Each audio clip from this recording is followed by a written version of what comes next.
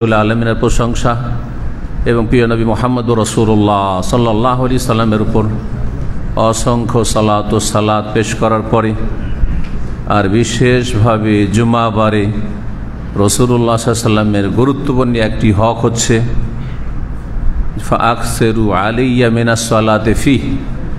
রাসূলুল্লাহ বলছেন, বেশি বেশি করে তোমরা জুমাবারে আমার প্রতি সালাত পেশ করো। ফাইন্না সালাতুকুম আলাইয়া মারুদাহ, তোমাদের দুরূদ, তোমাদের সালাত আমার সামনে পেশ করা হয়। ফাইন্নাহু মান সাল্লা আলাইয়া সালাতান ওয়াহিদা, একবার নবী সাল্লাল্লাহু আলাইহি ওয়াসাল্লামের প্রতি দুরূদ সালাম সালাত পেশ করলে সাল্লাল্লাহু আলাইহি বিহা আশারা, তার বিনিময়ে আল্লাহ 10 গুণ সালাত রহমত বর্ষণ করেন। মালাই আলাই আরশে আজিমের চারপাশে মুকাররাবিন ফেরেশতাদের সামনে সুনাম সুচর্চা করেন। বলুন সুবহানাল্লাহ। আপনার আমার কোন ব্যক্তির যদি রাজাদের সামনে, দুনিয়ার উদাহরণ দিয়ে বোঝানো সহজ, মন্ত্রী সভায়, রাষ্ট্রপতি ভবনে, পার্লামেন্টে যদি সুচর্চা হয়, বদনাম নয়, যদি সুনাম করা হয়, তাহলে দুনিয়ার মনে হচ্ছে কত কি পেয়ে গেলেন আপনি, তাই না? অথচ তেমন কিছু না, আপনার মতোই তারা মানুষ। হতে পারে তারা আপনার চাইতে বেশি বিভিন্ন দিক থেকে বিপদগ্রস্ত, অথবা অশান্তিতে আছে, অথবা সুখে শান্তিতে আছে। তাতে বা কি হলো, তারাও 3.5 হাতের মানুষ। এসেছে, চলে যেতে হবে। আপনি এসেছেন, আমরাও এসেছি, চলে যেতে হবে, তাই না? কিন্তু স্বয়ং রব্বুল আলামিন ওয়ালিল্লাহিল মাসালুল আ'লা, তার সামনে কি হয়? আপনার আমার যে সালাত ও সালাম পেশ করে, ছোট্ট করেও যদি বলে আল্লাহুম্মা সাল্লি ওয়া সাল্লিম আলা নবিয়িনা মুহাম্মদ সাল্লাল্লাহু আলাইহি ওয়াসাল্লাম, নবীর নাম আসলেই বখিলি করবেন না। এক শ্রেণীর লোক নবী পাক, হুজুরে পাক, এইসব ভাষাগুলি বাদ দেন। বরং যখনই নবী সাল্লাল্লাহু আলাইহি ওয়াসাল্লামের নাম শুনবেন অথবা বলবেন অথবা পড়বেন, কি করবেন? সাল্লাল্লাহু আলাইহি ওয়াসাল্লাম। যে কোনো হাদিসের কিতাব পড়েন, দেখবেন যে ওখানে এতগুলো হাদিস। তখনকার যুগ অভাব ছিল, কালির অভাব, কাগজের অভাব, সব কিছুর অভাব। তারপরে প্রত্যেকটা হাদিসে কালা রাসূলুল্লাহ, সদ লেখা আছে, শুধু দোয়া লেখা আছে না, কি লেখা আছে? সাল্লাল্লাহু আলাইহি ওয়াসাল্লাম। এটি হচ্ছে সালাফদের তরিকা। বখিলি করবেন না। জুমাবারে রাসূলুল্লাহ সাল্লাল্লাহু আলাইহি ওয়াসাল্লামের প্রতি সালাত ও সালাম বেশি করে পেশ করুন, সব সময় পেশ করুন, কারণ আপনার 10 গুণ লাভ।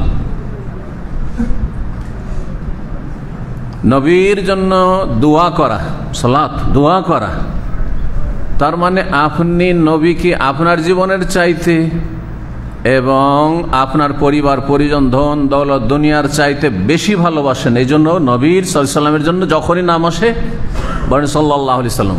আপনার নাম যখন আসে, আপনার বাপ মায়ের নাম যখন আসে, তখন সব সময় হয়তো করেন না, দোয়া করেন না, সেই জীবিত হোক আর মৃত হোক, সব সময়।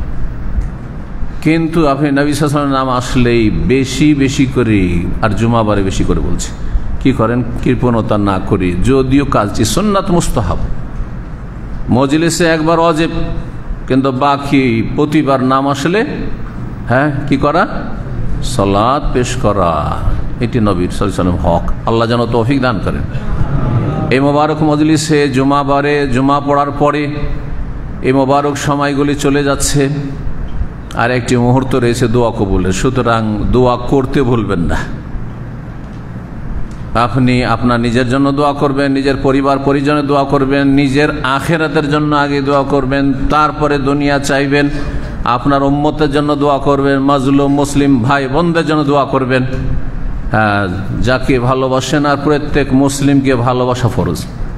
এই নয় যে আপনি বেছে বেছে স্বার্থের জন্য ভালোবাসেন, আজকালকার জামানাকে সামনে রেখে তাদের জন্য দোয়া করবেন। অর্থাৎ যে কোনো মুসলিম ভাই বোনের কল্যাণের জন্য কি করবেন? দোয়া করবেন। যদি সুখে থাকে, আল্লাহ আরো সুখে রাখুন। আর যদি অশান্তিতে থাকি, মজলুম হয়ে থাকে, আল্লাহ তাদের শান্তির ব্যবস্থা করুক, সুখের ব্যবস্থা করুক। তাদের ওপর জুলম অত্যাচার হচ্ছে, আল্লাহ যেন সেটা দূর করেন। এটা সবচেয়ে বড় সাহায্য করা, যেটা করতে আমরা এত অধিকাংশ লোকের হতভাগা, যেটা করতে আমরা প্রস্তুত হই না, কোনো পয়সা লাগে না, তাদের জন্য দোয়া করতে পারি না, কিন্তু আবেগী কথা লিখতে বলতে আর জেহাদি ভাষা বলতে আর অন্যের ওপর দোষ চাপাতে খুব পারদর্শী। আপনি আমি সবাই ফেরেশতা, আমাদের কোনো দায় দায়িত্ব নেই, ব্যক্তি জীবনে কোনো দায় দায়িত্ব নেই, সব দোষ ওদের। মুসলিমদের এই হচ্ছে, কিছুই করছেন না। আপনি কি করছেন? খালেস অন্তরে কি আপনার উম্মতের জন্য দোয়া করেছেন? আপনার মাজলুম ভাই বোনদের জন্য দোয়া করেছেন? কি দেখার বিষয়। কথা না বাড়িয়ে, সময় কিন্তু অল্প, কিন্তু এই সময় একটি গুরুত্বপূর্ণ বিষয় নিয়ে আলোচনা করব, যা বেঁধে দেওয়া হয়েছে, আমার দাওয়াত নামাতি বেঁধে দেওয়া হয়েছে আরবি ভাষাতে। সেটি হচ্ছে কোরআন কারীমের একটি আয়াত, ওয়া ইন তাউদ্দু নি'মাতাল্লাহি লা তুহসুহা। এই আয়াতটি কোরআনে কারীমে কয় জায়গায় রয়েছে? 1, 2, 3 কয় জায়গায় রয়েছে? যদি কোনো হাফেজ থাকেন অথবা এমনি তো বলতে পারেন, তো বলতে পারেন কয় জায়গায় আছে? কোনো আলেম থাকেন, মাদ্রাসা পড়া, জি জানতে চাই, আছে কেউ? হাফেজে কোরআন নাই? এই আয়াত ওয়া ইন তাউদ্দু নি'মাতাল্লাহি লা তুহসুহা কোরআনে কয় জায়গায় আছে? হাফেজ গুলোকে বলো কোথায় কেউ আছে? হাফেজ নাই নাকি ওই দেশে ইকতাদাই তো বেহাজাল ইমাম বলতে অভ্যস্ত, তাই না? ইমামই সূরা ফাতিহা পড়বে, হ্যাঁ, সুতরাং বক্তাই প্রশ্ন করে বক্তাই উত্তর দেবে, তাই না? হ্যাঁ, ওইটা হইলে হবে না। এলেমের ক্ষেত্রে আপনাকে এলেম হাসিল করতে হবে আমার মতোই, আমার পেছনে পেছনে কমপক্ষে। জরুরি নয় যে আমাদের মতো মাদ্রাসায় সারা জীবন পড়া আর ইসলামিক সেন্টার লেগে থাকতে হবে, কিন্তু আপনাকে এলেম শিখতে হবে। বিষয়টি কত গুরুত্বপূর্ণ যে আল্লাহ রাব্বুল আলামিন এই বিষয়টি 2টি সূরায় 2 জায়গায় বর্ণনা করেছে। ওয়া ইন তাউদ্দু নি'মাতাল্লাহি লা তুহসুহা, এতটুকু একবারে সেম 2 জায়গায় রয়েছে। সূরা ইব্রাহিম যেটি পাঠ করেছে, ইন্নাল ইনসানা লাযালুমুন কাফফার, শেষখানে আয়াত নম্বর 32 থেকে 34 রয়েছে এই কথাগুলি আল্লাহর নিয়ামত সম্পর্কে। তাহলে বিষয়বস্তু হচ্ছে আল্লাহর নিয়ামত। আর একটি আয়াত রয়েছে সূরা নাহলে, সূরা নাহলে, ওয়া ইন তাউদ্দু নি'মাতাল্লাহি লা তুহসুহা ইন্নাল্লাহা লাগফুরুর রহিম। তো আল্লাহ রাব্বুল আলামিন এই নিয়ামতের কথা বর্ণনা করেছেন। কি বলছেন রাব্বুল আলামিন? যে সম্পর্কে আমরা অধিকাংশ মানুষ নিজের জীবনটাকে মনে করছে যে আমি মনে হয় সবার চাইতে নিচে আছি। এই আয়াতে বিশেষ কোন গোষ্ঠীকে সম্বোধন করা হয়েছে না প্রতিটি মানুষকে সম্বোধন করা হয়েছে? প্রতিটি মানুষকে। আর বিশেষ করে যারা কোরআনের আহাল মানে মুসলিম, প্রত্যেক স্তরের মুসলিম, আমির থেকে গরিব, পয়সাওয়ালা থেকে পথের ফকির, হ্যাঁ, নিঃস্ব, সবাইকে সম্বোধন, সুস্থ থেকে অসুস্থ, দুর্বল সবল, সকল স্তরের মানুষকে আল্লাহ সম্বোধন করে বলছেন ওয়া ইন তাউদ্দু নি'মাতাল্লাহি লা তুহসুহা, তোমরা যদি গণনা করো আল্লাহর নিয়ামত, লা তুহসুহা, আয়ত্ত করতে পারবে না, গুণে শেষ করতে পারবে না। গুণে শেষ করতে পারবে, আমার কাছে কিছুই নেই, বিদেশে এসে ঋণ কর্জা করে, আর নেই চাকরি, পকেটে নেই পয়সা, খাবার নেই পয়সা, হ্যাঁ, আর শরীর চলছে না, কেউ অসুস্থ, কেউ মানসিক শারীরিক অশান্তিতে, পারিবারিক অশান্তিতে, ভাই আমার জীবনে তো কোনো নিয়ামতই দেখছি না। এইরকম লোকের সংখ্যা বেশি, তাই না?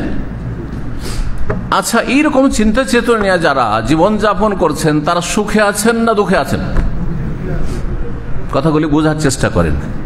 যদি আপনার সবসময় এই চিন্তা থাকে আমার মতো দুঃখী কেউ নেই, আমার মতো বিপদগ্রস্ত কেউ নেই, বালা মুসিবত মনে হচ্ছে চারিদিক থেকে আমাকে ঘিরেছে, অভাব অশান্তি যেন আমাকে চারিদিক থেকে পরিবেষ্টন করেছে, শান্তিতে আছেন না অশান্তিতে আছেন? কিন্তু যদি ভাবেন যে আমাকে আল্লাহ যা দিয়েছেন খুব কম লোককে আল্লাহ দিয়েছেন। আমার নিচে অসংখ্য মানুষ আছে, যা কিছু আমার কাছে আছে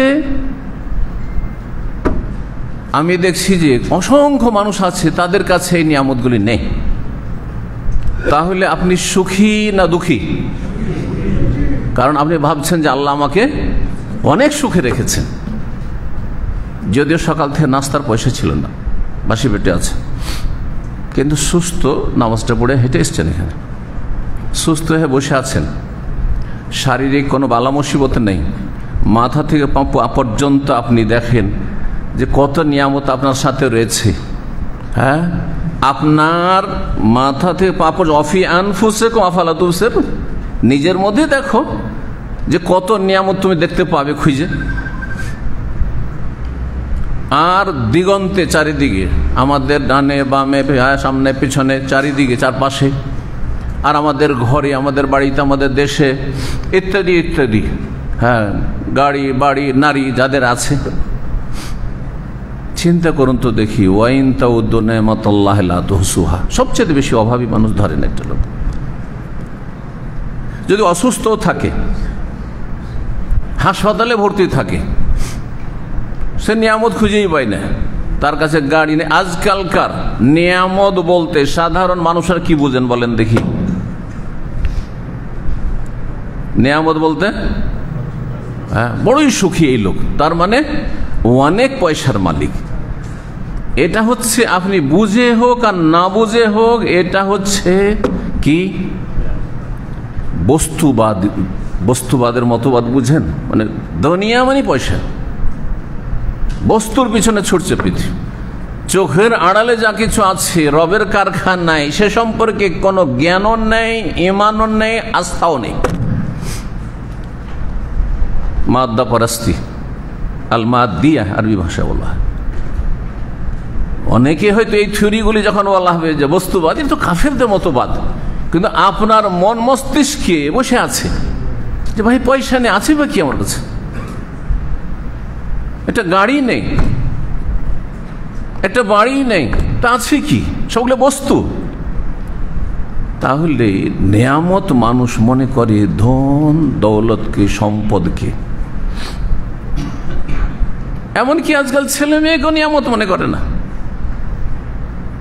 ছেলে মেয়ে যে বড় একটা বড় নিয়ামত, এবং ধন সম্পদ পয়সার সাথে পাশাপাশি আল্লাহ ইন্নামা আমওয়ালুকুম ওয়া আওলাদুকুম, তারপর আল্লাহ ফিতনা বলেছেন, সতর্ক ফাহযারুহুম ফাত্তাকুল্লাহ মাস্তাতাতুম, যথাসাধ্য বেঁচে থাকে। পাশাপাশি দুটো নিয়ামতের কথা আল্লাহ বলছেন, একদিকে পয়সা আর একদিকে কি ছেলে মেয়ে। কিন্তু ছেলে মেয়ে বেশি নিতে চান না, আর পয়সার ক্ষেত্রে কমে রাজি হইতে চান না, বেশি পেলেও আরো বেশি। সেই হাদিস রাসূলুল্লাহ সাল্লাল্লাহু আলাইহি ওয়াসাল্লাম, লাউ কানা লিবনি আদম ওয়াদিয়ালান মিন মাল, মানুষের স্বভাব প্রকৃতি এত খারাপ, অধিকাংশ লোকের, ব্যতিক্রম অল্প আছে, ওয়াকালিলুম মিন ইবাদিয়াশ শাকুর, অল্প আছে। দুই মাঠ ভর্তি যদি স্বর্ণ, মিন যাহাবিন রয়েছে মিন মাল, ধন সম্পদ যদি ভর্তি থাকে, মাঠ ভর্তি ধন সম্পদ, পাহাড় সমপরিমাণ টাকা পয়সা ধন দৌলত, রাখার জায়গা পাই না, লাবতাগা সালেসান, তৃতীয় মাঠ ভর্তি স্বর্ণ আর চাঁদি মণি মুক্তা চাইবে। বলে আমলাও জাওফা ইবনে আদম ইল্লা তুরাব। আর মানুষের স্বভাব হচ্ছে যে তার পেট ভরবে না। কিসে পেট ভরবে? মাটিতে পেট ভরবে না, না মরলে পেট ভরবে না। যত বয়স বাড়ছে তত বেশি লোভ লালসা বাড়ছে, তত আশা আকাঙ্ক্ষা বাড়ছে, তত চাওয়া পাওয়া বাড়ছে। আল্লাহু আকবার। এমনটা যেন না হয় এদের সুনাম করেছেন আল্লাহ এবং তার রাসূল সাল্লাল্লাহু আলাইহি ওয়াসাল্লাম, নাকি তাদের দুর্নাম করেছেন। হ্যাঁ, তাদেরকে খারাপ বলেছেন না ভালো বলেছেন? খারাপ বলেছেন। যারা পেট পেট করে, আরো চায় আরো চায়, হালবি মাজিদ, কারণ এতে সুখ পাওয়া যায়। আপনার ক্ষতি, আপনার দুনিয়ার ক্ষতি, দুনিয়া দুনিয়া করলে আরো বেশি তাকাসুর, আলহাকুমুত তাকাসুর, দুনিয়া তোমাদেরকে ব্যস্ত করে ফেলেছে। কথা প্রসঙ্গে বলি, এই যে বিষয়টি দাওয়া সেন্টার, মাজমা আমাকে দিয়েছে বলার জন্য। এই বিষয়টি গত জুমার গোটা সৌদি আরবের জুমার খুতবার বিষয়বস্তু ছিল। এটা যারা আরবি বুঝেন খুতবা তারা অনেকে বুঝেছেন হয়তো, আর না হলে অনেকে খেয়াল করেনি। আপনি ভাবছেন আমার মসজিদে হয়তো বলেছে। আমি প্রায় অনেকগুলি মসজিদ থেকে, যে মসজিদে সালাত পড়ি, আরও কয়েক মসজিদ খতিবগুলোর মাধ্যমে, তারপরে অন্যদের মাধ্যমে, বিভিন্ন সারা সৌদি আরবের বিষয়বস্তু ছিল আল্লাহ নিয়ামতকে যদি তোমরা গণনা করো শেষ করতে পারো। কত যে নিয়ামত রয়েছে। যারা সুখে আছেন আরো সুখ চাইছেন, শুধু মরিয়া ওর জন্য পেরেশান। আর যারা দুঃখে আছেন, হায় হায় অবস্থা, হায় আমাদের মতো কষ্ট, আর আমাদের মতো অশান্তি, আর আমাদের মতো এই জীবন, এই জীবন কারো মনে হয় এত কষ্টের জীবন নেই, দুঃখের জীবন নেই। হায় হায়, কেউ শান্তিতে নেই।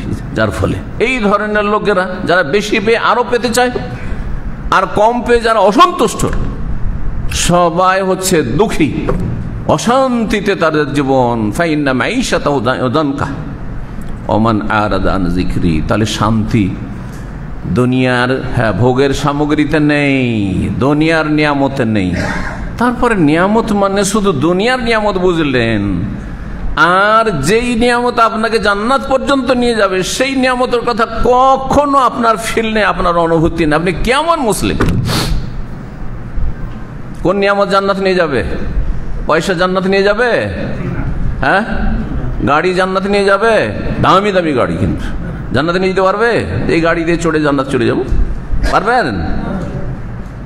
কবরে যেতে পারবেন? গাড়ি পড়ে থেকে যাও, আপনার কাঁধে করে নিয়ে যাবে। হ্যাঁ, বাড়ি, রাজভবন জান্নাতে নিয়ে যেতে পারবে?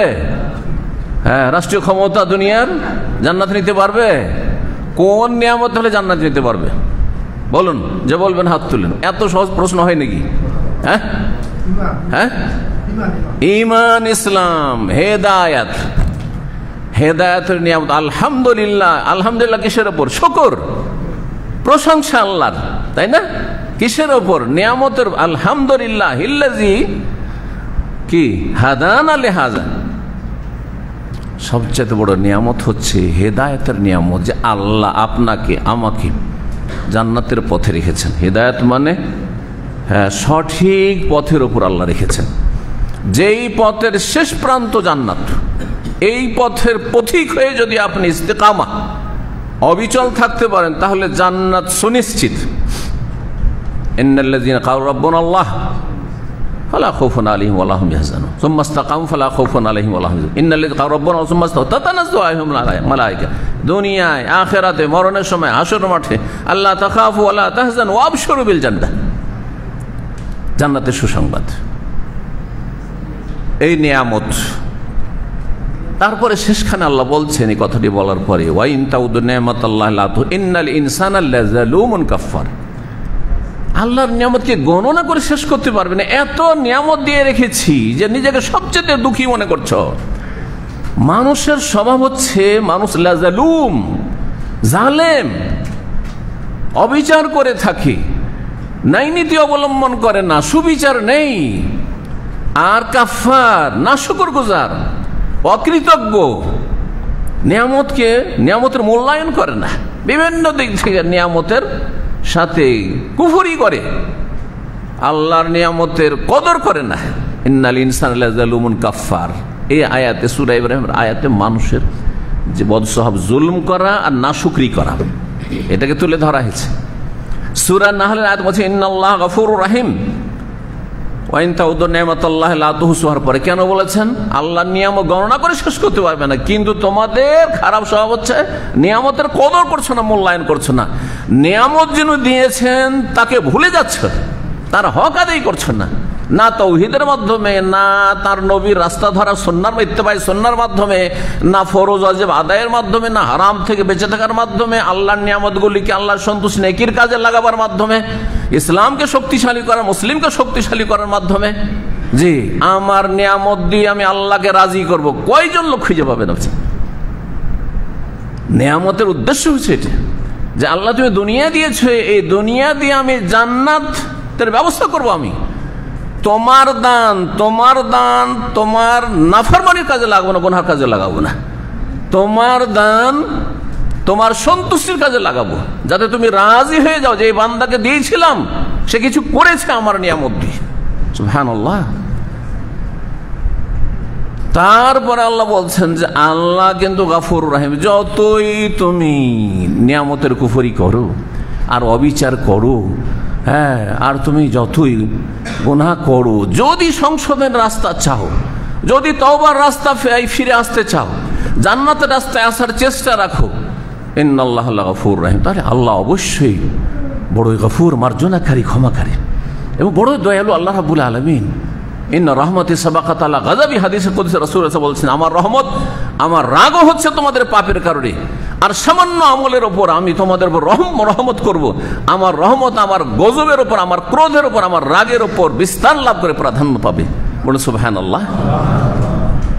এই জন্য কমের পক্ষে তৌহিদের জায়গায় সবচেয়ে বড় নাশুকরি হচ্ছে শিরক কুফরিতে, নাস্তিকতায় লিপ্ত হওয়া।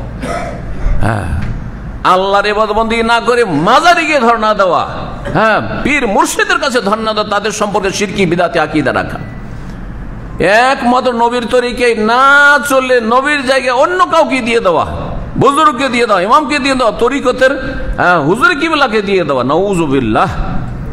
এগুলো হচ্ছে নিয়ামতের কুফরি, আল্লাহ না শুকরি, ফরজ ওয়াজিব না আদায় করা। আল্লাহ নিয়ামত দিয়েছেন আপনাকে যে বিছানায় গেলে ঘুম চলে আসছে, সেজন্য ফজরে ঘুমাবেন আপনি? এটা আল্লাহর হক আদায় করলেন নিয়ামতের, যে আল্লাহ সুস্থ রেখেছেন। কারো ঘুম আসছে না ওষুধ খেয়েও, সপ্তাহ সপ্তাহ ঘুম আসছে না, সুবহানাল্লাহ। আর ঘুম আসছে না, ফজরে ঘুমাবেন, আপনি সূর্য উঠিয়ে দেবেন, আপনি নামাজ রক্ত পার করে দিবেন। আপনাকে টাকা পয়সা দিয়েছে, সেই জন্য সেই টাকা পয়সা দিয়ে হারাম কাজ করবেন, আপনি হারামে লিপ্ত থাকবেন, অপচয় অপব্যয় করবেন না, নষ্ট করবেন না, সামান্য এতটুকু লাগবে এতগুলো খরচ করবেন, এতগুলো নষ্ট করবেন, আর গরিব খেতে পায় না। আপনার পোশাকের শেষ নেই, কোথায় রাখবেন জায়গা পাচ্ছেন আপনার ছেলে মেয়েদের পোশাকের, আর একজন গরিব মানুষ শীতের বস্ত্র পাচ্ছে না, পেটের ভাত পাচ্ছে না, খাওয়া দাওয়া পাচ্ছে না, তাদের খোঁজ খবর নিচ্ছেন না, কিসের শুকরিয়া আদায় করছেন আপনি? সুবহানাল্লাহ। নিয়ামতের কদর করলেন আপনি, আল্লাহর নিয়ামত দিয়ে আল্লাহ সন্তুষ্টি চাইলেন না। ইন্নাল ইনসানা লাযালুমুন কাফফার, আল্লাহ বলেছেন। আর কি বলেছেন? ইন্নাল্লাহা লাগফুর রহিম, শেষ করে বলেছেন। আল্লাহ যেন আমাদেরকে মাফ করেন, আমাদের উপরে দয়া করেন। মনে রাখতে হবে যে সমস্ত নিয়ামত কার পক্ষ থেকে? একটি নিয়ামত দুনিয়ায় দেখান যেই নিয়ামতটি আল্লাহ দেননি, কে দিয়েছে? কোন দরগা থেকে পেয়েছে, প্রমাণ সহ দেখাইতে হবে। আমার ওই পীর দিয়েছে, আমার বাবার দান। তোমার বাবাকে কে দিয়েছিল? হ্যাঁ, বাবার জমি জায়গা সম্পত্তি পেয়েছে, ওটা কে দিয়েছিল? হ্যাঁ, তোমাকে মুসলিম ঘরে কে সৃষ্টি করেছিল? তুমি কোথা থেকে সৃষ্টি এসছো, কোথেকে এসছো, এগুলো কোনদিন চিন্তা করে দেখেছো? সমস্ত নিয়ামত আল্লাহর পক্ষ থেকে, এটাও আল্লাহর ঘোষণা। আমা বিকুম মিন নি'মাতিন ফামিনাল্লাহ, তোমাদের কাছে যা কিছু নিয়ামত আছে কার? আল্লাহ। সুস্থতা, ঈমান আল্লাহর দান, না হইলে আপনাকে হিন্দুর ঘরে পয়দা করে দিতেন আল্লাহ, ইহুদির ঘরে পয়দা করে দিতেন আল্লাহ, নাস্তিকের ঘরে আল্লাহ পয়দা করে দিতেন, মুশরিক মাজার দেওয়ানবাগির ঘরে আল্লাহ পয়দা করে দিতেন, আর হেদায়েত নসিব হইতো না। বুঝতে পারছেন? তরিকত আল্লাহদের ঘরে পয়দা করেছেন, আর তুমি কোরআন সুন্নাহর সালাফি দাওয়াতের উপর শত্রুতাই করতে থাকেন। এরকম বদনসিব বহু আছে, অসংখ্য আছে, তাদেরই সংখ্যা বেশি। আল্লাহ আপনাকে যদি গোমরাহ এক সময় ছিলেন বা খারাপ ঘরে পয়দা হয়েছেন, ভালো হওয়ার তৌফিক দিয়েছেন, বলুন আলহামদুলিল্লাহ। এক সময় অভাবী ছিলেন, আল্লাহ সচ্ছল করেছেন, বলুন আলহামদুলিল্লাহ। এক সময় অসুস্থ ছিলেন, আল্লাহ সুস্থ রেখেছেন, বলুন আলহামদুলিল্লাহ। এক সময় দেশে চিন্তা করছিলেন কি করে খাবো, সৌদি আরব নিয়েছেন, বলেন আলহামদুলিল্লাহ। সর্ব অবস্থায় আলহামদুলিল্লাহ বলেন। জি, এই জন্য কোরআন কারীম শুরু হয়েছে কি দিয়ে? কি দিয়ে শুরু হয়েছে? আলহামদুলিল্লাহ রাব্বিল আলামিন। সুবহানাল্লাহ। আল্লাহ শিখিয়েছেন যে আল্লাহর হক কেমন করে আদায় করতে হবে। জি, সমস্ত নিয়ামত আল্লাহর পক্ষ থেকে, কিন্তু আমরা চিন্তা করে দেখি না গভীরভাবে। আল্লাহ এই চিন্তার চেতনা আমাদের মধ্যে সৃষ্টি করার জন্য একই ভঙ্গিমায় দুটো জায়গায় দুটো কথা বলেছেন। সূরা আবাস আয়াত 24 ফালিয়ানজুরিল ইনসানু ইলা তাআমে, আল্লাহ বলেছেন মানুষ একটু প্রত্যেককে আমিও আপনারাও। চিন্তা করে দেখেন, আল্লাহ বলছেন এলা তো আমি খাবারের দিকে মানুষ চিন্তা করে যে ওর খাবারটা কোত্থেকে আসছে। আপনার প্লেটে যে ভাতটা জুটেছে তার আগে কত হাত এখানে শেয়ার করে এখানে পর্যন্ত পৌঁছেছে, শুধু আপনার বিবি পাকিয়ে দিয়েছে। ওই চাউলটা কোত্থেকে এসছে, কার পয়সা দিয়ে এসছে? আচ্ছা পয়সা আছে, কিন্তু চাউলটা কোন কৃষকের মাধ্যমে? আর কৃষক সেখানে কতগুলি হাত কাজ করেছে আর কতগুলি স্তর পার করে। আচ্ছা আপনার পেলে যদি শুধু ধান রেখে দেওয়া হয়তো সুবহানাল্লাহ চলতো?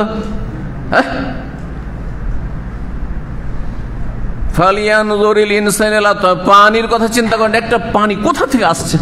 সৌদি আরব বুঝতে পারছেন, কয়েকদিনের জন্য যখন পানি লাইন বন্ধ, বিল্ডিং এ পানি নেই, এলাকায় গোটা আমাদের দমদমে কয়েক সপ্তাহ আগে সুবহানাল্লাহ কয়েকটা মহল্লায় পর্যন্ত 4-5টা মহল্লাতে পানি নেই।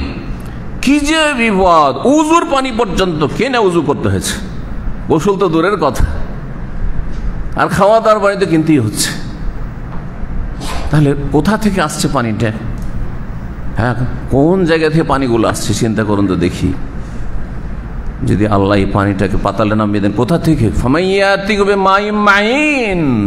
সুপেয় পানি, মিষ্টি পানি, কে কোন শক্তি এনে দিতে পারে? আল্লাহ বলছেন তোমার খাবার পানীয় নিয়ে একটু চিন্তা করে দেখো। সূরা তারিক আল্লাহ বলছেন ফালিয়ানজুরিল ইনসানু মিম্মা খুলিক, মানুষ একটু চিন্তা করে দেখো, নিয়ামত খুঁজে পাও না যে তুমি কোথা থেকে পয়দা হয়েছো। এই যে এত সুন্দর সুঠাম মানুষ সামনে বসে আছেন, একটু চিন্তা করে দেখেন যে আপনার বয়স এখন 30 বছর আগে আপনি কোথায় ছিলেন, কিভাবে মাতৃগর্ভে আসলেন, আর সেখানে এতদিন ধরে কে যত্ন করলো আপনার, দুনিয়াতে যত্ন সহকারে আবার কে নিয়ে আসলো। তারপরে এটা কি বাবার ক্ষমতা ছিল না মায়ের ক্ষমতা ছিল? কোন রাষ্ট্রীয় শক্তির ক্ষমতা ছিল? সুবহানাল্লাহ। মিম্মা খোলেকা মিম্মাইন দাফিক,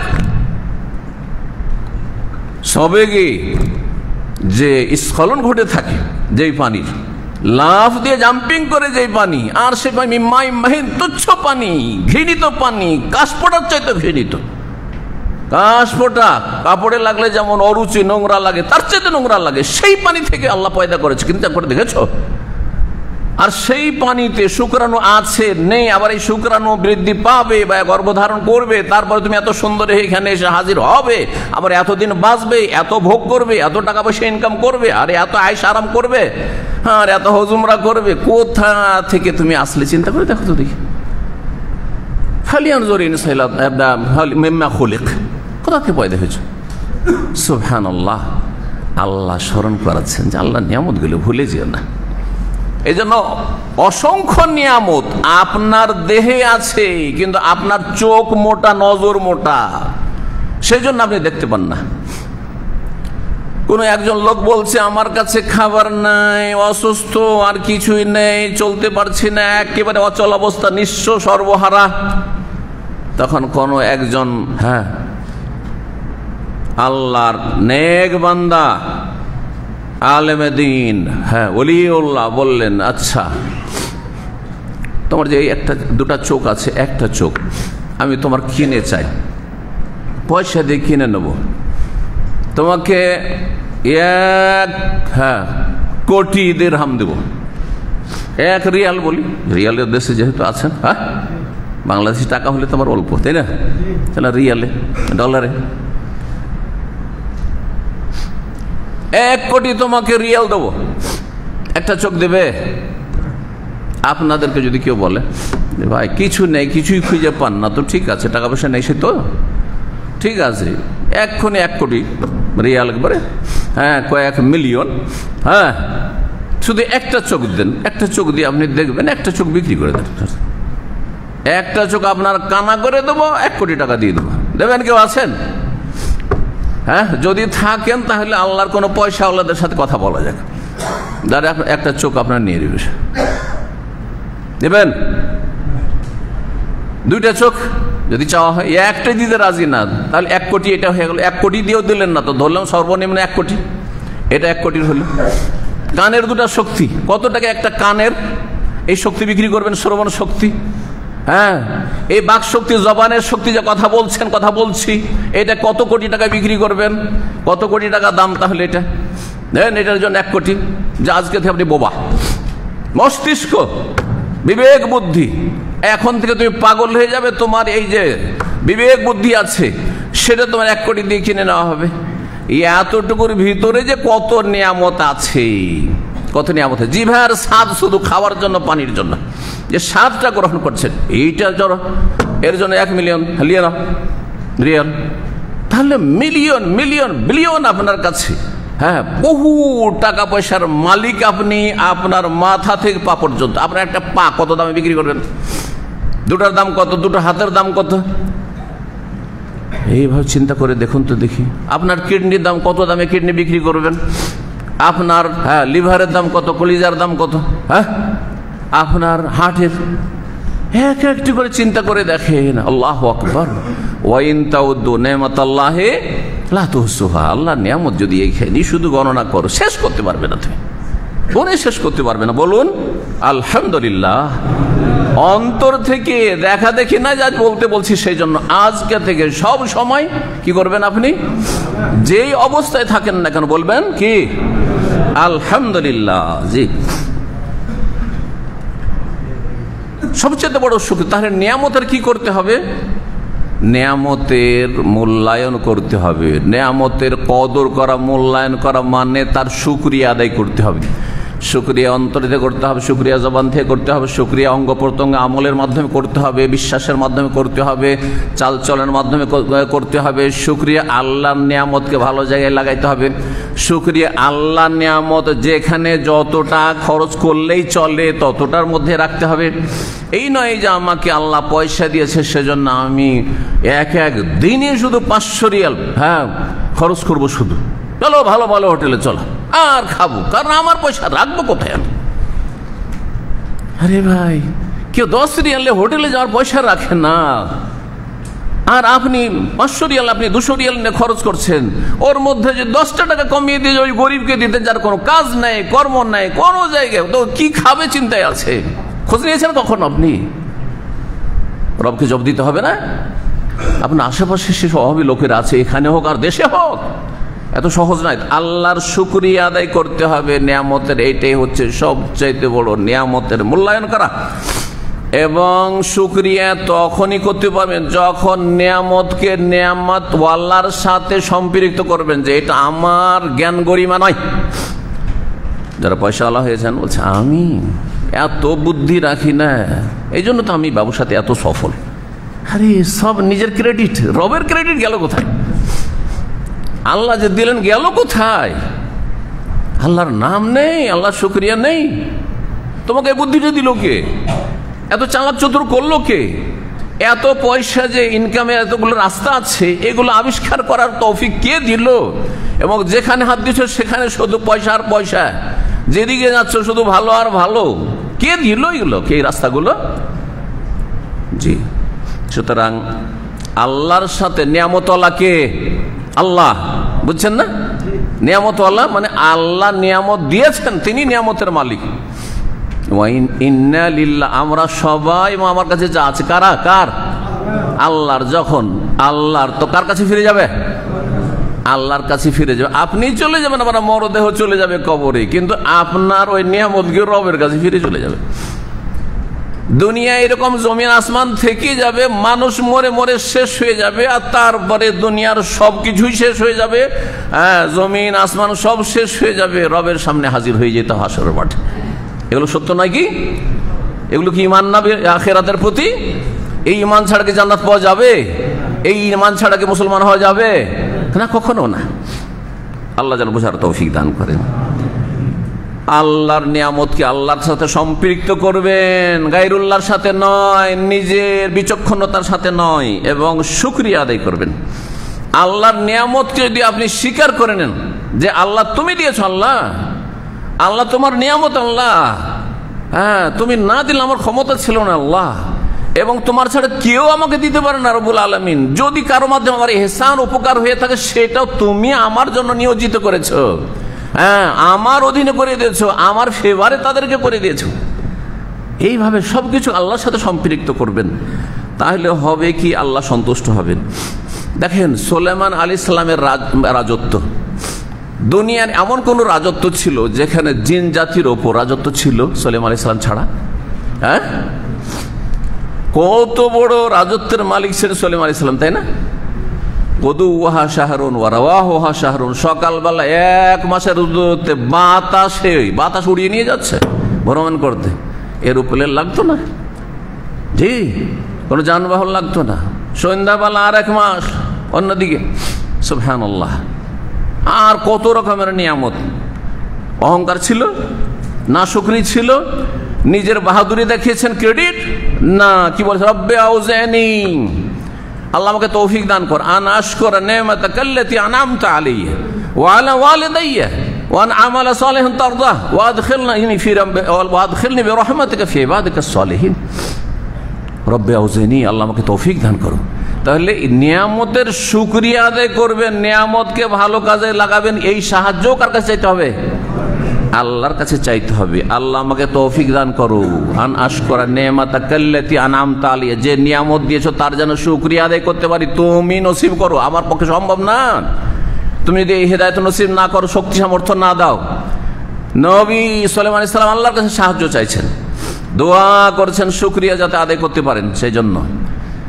আর শুধু আমার ওপর না, আল্লাহ ওয়া আলা ওয়ালিদাইয়া, কারণ মানুষের ব্যাকগ্রাউন্ড মানুষকে সহযোগিতা করে। নবীর ছেলে নবী দাউদ আলাইহিস সালামের ছেলে, আল্লাহ আমার বাপ মাকে যে নিয়ামত দিয়েছো সেই নিয়ামতের আমি শুকরিয়া আদায় করি। অথচ বাপ মার নিয়ামত বাপ মা ভোগ করেছেন, আপনি ভোগ করেননি হয়তো, কিন্তু না, তারপরে আল্লাহ আমার বাবা মাকেও যে নিয়ামত দিয়ে তারও শুকরিয়া আমি আদায় করছি। ওয়ান আমালা সালিহান তারদাহ, আর এমন যেন ভালো কাজ করতে পারি, নেক কাজ করতে পারি যাতে তুমি সন্তুষ্ট হয়ে যা, রাজি হয়ে যা। আর কি, ওয়াদখিলনি বিরহমাতিকা ফি ইবাদিকাস সালিহিন, আল্লাহ তোমার রহমতে অনুগ্রহে আমাকে তোমার নেক বান্দাদের দলে শামিল করে জান্নাতি বানিয়ে দাও। আল্লাহু আকবার।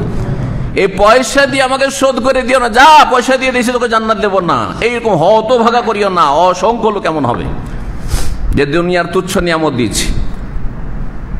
এই জন্য একটি হাদিস রয়েছে যে ইন্নাল্লাহা ইউতিদ দুনিয়া মা ইউহিব্বু ওয়া মান লা ইউহিব্বু, আল্লাহ যাকে ভালোবাসেন তাকেও দুনিয়া দেন, আর যাকে ঘৃণা করেন আল্লাহর দুশমন তাকেও দুনিয়া দেন আল্লাহ রাব্বুল আলামিন। হ্যাঁ, ওয়ালা ইউতিদ দীনা ইল্লা মান আহাব্বাহু, আর দ্বীন, হেদায়েত, জান্নাত একমাত্র ওকে দেবেন যাকে আল্লাহ ভালোবাসেন। আপনি তাদের দলে শামিল হওয়ার চেষ্টা করুন, আল্লাহ যেন তৌফিক দান করেন। নিয়ামত আসলে অহংকারী হবেন না, বরং যেমন গাছে যত বেশি ফল হয় তত গাছ কি হয়, মাথা উপরে করে থাকে না, ঝুঁকে যায়। হ্যাঁ, নুয়ে যায়, ঝুঁকে যায়। যত বেশি আল্লাহ দেবেন, যত বেশি সুখ শান্তি দেবে, তত বেশি নমনীয় হবেন, বিনয়ী হবেন, গাছের চরিত্র গ্রহণ করবেন। আল্লাহ যেন তৌফিক দান করেন। এবং আল্লাহর শুকরিয়ার বড় একটি দিক হচ্ছে তাওহীদ ভিত্তিক ইবাদত করা, সবচেয়ে বড়। বারিল্লাহ ফাবুদু ওয়া কুম মিনাশ শাকিরিন, আল্লাহ নবীকে সম্বোধন করে বলছেন, নবী সাল্লাল্লাহু আলাইহি সাল্লাম সূরা জুমারে, বরং আল্লাহর ইবাদত করো, সবচেয়ে বড় রাসূল, সবচেয়ে বড় নবী, সবচেয়ে শ্রেষ্ঠ তোমাকে বানিয়েছি, এবং শুকরগুজারদের দলে শামিল হয়ে যাও। নবী করিম সাল্লাল্লাহু আলাইহি সাল্লাম প্রত্যেক সালাতের পরে, ফরজ নামাজের পর যেসব জিকির আজকার শিখিয়েছেন তার একটি জিকির মুখস্থ আছে, আল্লাহুম্মা আইন্নি আলা যিকরিকা ওয়া শুকরিকা ওয়া হুসনি ইবাদাতিক, আল্লাহ আমাকে সাহায্য করো। সুলাইমান আলাইহিস সালামের সুন্নাত, জি রাসূলুল্লাহ সাল্লাল্লাহু আলাইহি ওয়াসাল্লাম, হে আল্লাহ আমাকে সাহায্য করো। আলা যিকরিকা, বেশি বেশি যেন তোমাকে স্মরণ রাখতে পারি, জিকির করতে পারি। জিকির মানে স্মরণ করা, আল্লাহকে সব সময় স্মরণে রাখা, কলবে স্মরণ রাখা, জবানে স্মরণ রাখা, কাজে কর্মে আমলে স্মরণ রাখা। আর কি, ওয়া হুসনে ওয়া শুকরিকা, বেশি বেশি শুকরিয়া আদায় করো, তৌফিক দাও। ওয়া হুসনে ইবাদাতিকা, আর সুন্দর করে ইবাদত সম্বোধনের তৌফিক দান করো, সুন্দরভাবে ইবাদত করার, ইবাদত সম্পাদনের তৌফিক দান করো। রব্বুল আলামিন যেন আমাদের সকলকে তৌফিক দান করে। কিন্তু যাদের চোখ নজর মোটা, তারা কম দেখে না, যাদের নজর মোটা মানে ভালো দেখে না, ওদেরকে ড্রাইভিং লাইসেন্স দেওয়া হয়নি, মানে ঠিক করে দেখে না, একটু আবছা আবছা দেখে, ঠিক কিনা? যাদের মুসলিম জীবনের নজর মোটা, ভালো দেখে না, তারা কি দুনিয়ার নিয়ামত গুলিকে তুচ্ছ জ্ঞান করে, শুধু ওপর দিকে তাকায়, শুধু ওপর দিকে তাকায়, দেখো দুনিয়া তো অশান্তি। আর শয়তান তাদেরকে কি করে, গ্রাস করে নেয়, শয়তান তাদের উপর হুকুমত কায়েম করে ফেলে, শয়তানের রাজত্ব কায়েম হয়ে যায়। এই মর্মে আল্লাহ রাব্বুল আলামিন বলছেন সূরা আরাফের 17-তে যে শয়তান, ইবলিস শয়তানকে আল্লাহ যখন ছাড় দিলেন, ওই যে নাফরমানি করলো, সিজদা করলো না আদম আলাইহিস সালামকে, তাই না? ছাড় যখন আল্লাহ দিলেন, আর ছাড় সে চেয়ে নিল, তখন সে বলে আল্লাহ তাহলে তো আমাকে ক্ষমতা দিয়ে দিয়েছো, মানুষের কারণে আমি জাহান্নামী হইলাম, মালাউন হইলাম, তাদের সামনে পিছনে চারিদিকে ওপর থেকে নিচে থেকে সব দিক থেকে কি করব, আমি তাদেরকে জাহান্নামে নিয়ে যাওয়ার সর্বাত্মক চেষ্টা করবো। ওয়ালা তাজিদু আকসারাহুম শাকিরিন, ওদের অধিকাংশ লোককে আল্লাহ তুমি শুকরগুজার খুঁজে পাবে না, সব নাশুকরগুজার হবে, অকৃতজ্ঞ হবে। সুতরাং আমার সাথে সব জাহান্নামে যাবে। শয়তানের গোমরাহির শিকার হবেন না, আল্লাহর নিয়ামতের কুফরি করেন, বরং আল্লাহর সন্তুষ্টির কাজ করে আল্লাহ যেন তৌফিক দান করেন। কথা লম্বা না করে একটি কথা বলে শেষ করি। অনেকে ধোঁকা খেয়ে যান যখন দেখেন যে আমার যেদিকে হাত দিছে সেদিকে শুধু পয়সা আর পয়সা, সুখ আর শান্তি, উন্নতি আর উন্নতি। হ্যাঁ, যে ময়দানে, রাজত্বের ময়দানে হোক অথবা পয়সার ময়দানে হোক, সুস্থতার ময়দানে হোক অথবা যে কোনো শিক্ষা দীক্ষার ময়দানে হোক, আরে ছেলে মেয়ে সব শিক্ষিত আর শিক্ষিত, শিক্ষিত আর শিক্ষিত, এত শিক্ষিত হয়ে গেল পরিবার, গোটা ডিস্ট্রিক্টে কি গোটা এলাকায় দেশে খুঁজে পাওয়া যাবে না, হ্যাঁ গোটা বিশ্বে হয়তো একদম টপ লেভেলে চলে গেল। আর তখন অহংকার শুরু হয়ে গেল। না, খবরদার খবরদার। অনেক মুসলিম এমন আছে বিভিন্ন পাপ করে যাচ্ছে, পাপে ডুবে আছে, তারপরও যখন সুখ শান্তির অভাব নাই, পয়সা ধন জন আর শিক্ষা দীক্ষা সবকিছুর উন্নতি আর উন্নতি, কোথাও হোঁচট খাচ্ছে না, ক্ষয়ক্ষতি হচ্ছে না, দুর্ঘটনার শিকার হচ্ছে না, তাতে ধোঁকা খেয়ে যায় আল্লাহ আমাকে মনে হয় খুব পছন্দ করেছে, তাই না? এদিকে গুনাহও করছেন, আর এদিকে যখন পয়সা ধন দৌলতের অভাব নাই তখন কি ভাবছেন, হ্যাঁ যে আল্লাহ আমাকে খুব ভালোবাসে। আর এই লোকটা সবসময় অসুস্থ থাকে, এই লোক সবসময় অসুস্থ থাকে, হ্যাঁ এই লোক এরা এই অল্প পয়সাতে চলাফেরা করে, কেমন করে চলাফেরা করে, হ্যাঁ এতে আপনি মনে করছেন যে মনে হয় শেখ বরিরের চাইতে বেশি আল্লাহ আমাকে ভালোবাসে, জন্য এ তো অল্প পয়সা, কিন্তু আমার দেখেন না যেদিকে হাতি সেখানে পয়সা আর পয়সা, সুখ আর সুখ শান্তি। ধোঁকা খেয়ে গেছেন, প্রতারণার শিকার হবেন না।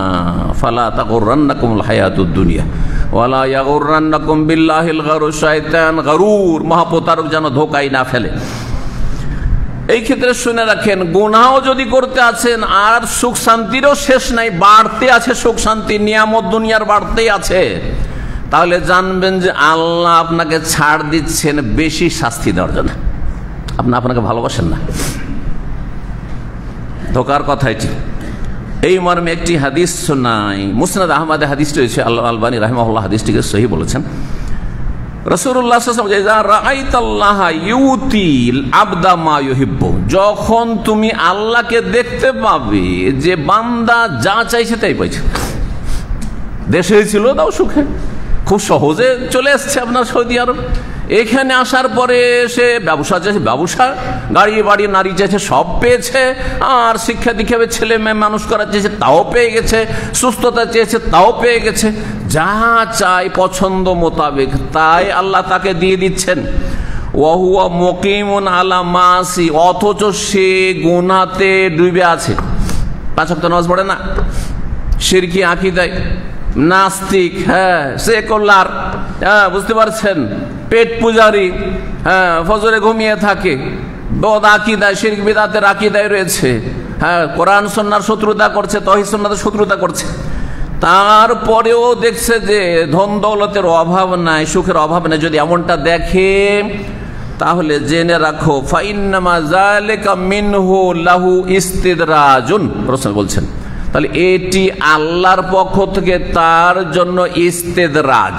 ইস্তেদরাজ মানে ছাড় দেওয়া, ছেড়ে দেওয়া না, বড় মাছ শিকার, বনশিতে মাছ শিকার করা তো জানেন তাই না?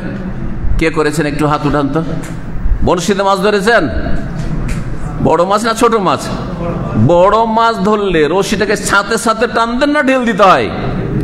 ঢেল দিতে হয়। কিন্তু ছোট মাছ ধাই করে উঠিয়ে নিলেন তাই না? ছোট মাছ হলে ধাই করে উঠিয়ে নিলেন, কিন্তু বড় মাছ হলে আরে একে এখনই স্ট্রং হয়ে আছে, ও 10-15 কিলো 20 কিলো মাছ আছে, 50 কিলোর মাছ আছে, এখন টান দিলে ও তো নিয়ে যাবে, বড়শি তো নিয়ে যাবে, আমাকেও নিয়ে যাবে টেনে, ঠিক কিনা? এরকম রিস্ক আছে। তখন ছাড়তে যাচ্ছেন, সুতা ছাড়তে যখন দেখলেন যে ও বড়শি খেয়ে একেবারে নিস্তেজ হয়ে গেছে, তখন আস্তে ধীরে এখন টান দিচ্ছেন। এরকম যারা বিভিন্ন পাপে জড়িয়ে আছেন, আল্লাহর হক আদায় করছেন না, পয়সা পাওয়ার পরে অহংকারী হয়ে গেছেন, পাশের লোকদের খোঁজ খবর নিচ্ছেন না, আল্লাহর নিয়ামতকে গুনার কাজে লাগাচ্ছেন, অথচ আল্লাহ ধরছেন না। 50 বছর চলে গেল, আল্লাহ ধরছেন না। জুলুম অত্যাচার করছেন, আল্লাহ ধরছেন না। আপনি এখানে করে সন্ত্রাসী কাজ করছেন, ধরছেন না। এই মানুষকে খুন করছেন, কিডন্যাপ করছেন, হাইজ্যাক করছেন, আল্লাহ ধরছেন না। জেনে রাখো ইস্তেদরাজ, আল্লাহ তোমাকে ছাড় দিয়েছে, ছেড়ে দেননি।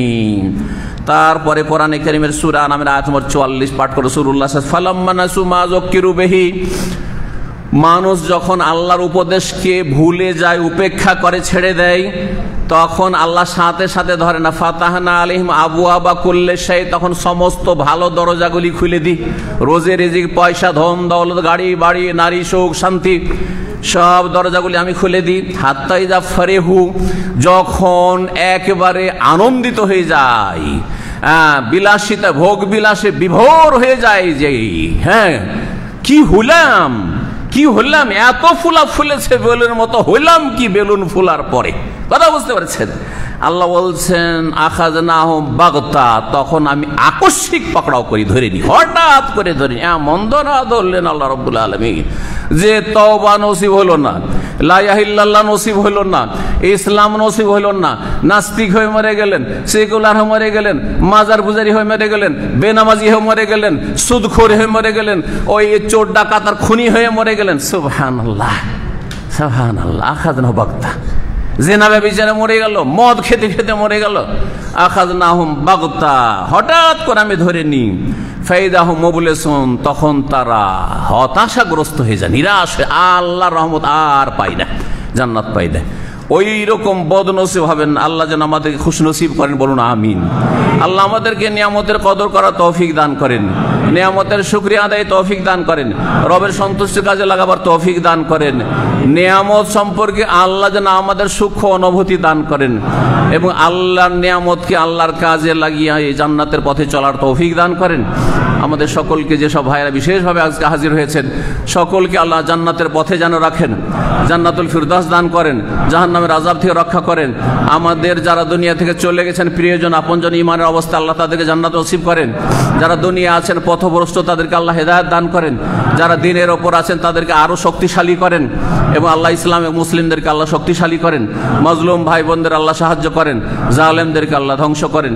সুবহানা রাব্বিকা রাব্বিল ইজ্জাতি আম্মা ইয়াসিফুন ওয়া সালামুন আলাল মুরসালিন ওয়ালহামদুলিল্লাহি রাব্বিল আলামিন।